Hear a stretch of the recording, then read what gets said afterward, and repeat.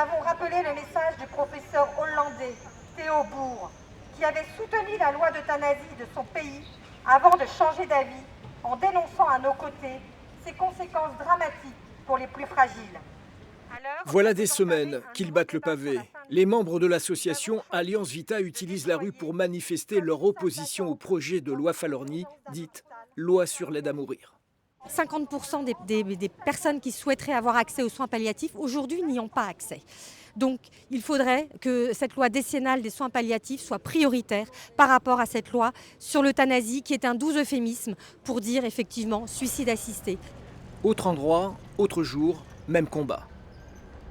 Démarrer le sujet par l'absence de politique de santé et d'essayer de faire comprendre aux passants l'incompréhension ou le gouffre qu'il peut y avoir entre proposer une loi sur la fin de vie alors que le système de santé ne va pas bien. Cette fois-ci, point de manifestation, mais plutôt une volonté de rechercher le dialogue avec les passants, d'expliquer encore les enjeux fondamentaux qui entrent en jeu avec cette loi. Souffrir aujourd'hui n'est plus une fatalité grâce aux soins palliatifs et au développement des soins palliatifs, qu'ils soient faits dans des hôpitaux ou dans des unités mobiles de soins palliatifs. Aujourd'hui, 50% des patients qui souhaiteraient avoir accès aux soins palliatifs n'y ont pas accès. Voilà. Et on sait très bien qu'à partir du moment où on soulage la douleur, les patients ne demandent plus à mourir. Le débat est lancé avec le public rencontré. Arguments, contre-arguments, le débat passionne et interroge tous les Français. Non, j'ai pas d'avis tranché parce que c'est compliqué, c'est en fonction de la situation.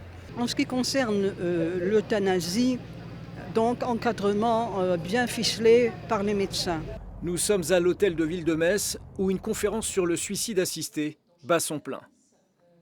Est-ce qu'on en fait un droit? C'est-à-dire, j'ai décidé, même si je ne veux pas recourir à un quelconque traitement, j'ai décidé que je voulais mourir parce que j'ai une maladie grave et incurable. Certains envisagent le texte comme celui-là au nom de la liberté individuelle. D'autres, en revanche, estiment justement que si on en fait un droit ordinaire, on va vers des dérives possibles. Ce qu'on rencontre en fait sur le terrain, c'est des personnes très vulnérables qui ont nécessité d'être protégées. Et ce qui semble difficile en fait vis-à-vis de cette nouvelle loi, c'est d'être sûr que tous les garde-fous soient mis pour protéger vraiment les gens les plus vulnérables. Pour moi actuellement, il y a beaucoup de points encore d'ombre sur cette loi. Le 17 mai dernier, les députés ont approuvé la création d'un droit à l'aide à mourir. L'article 2 de la loi qui a créé ce droit a été adopté par 75 voix contre 41. Le vote final sur l'ensemble du projet de loi interviendra à la fin mai.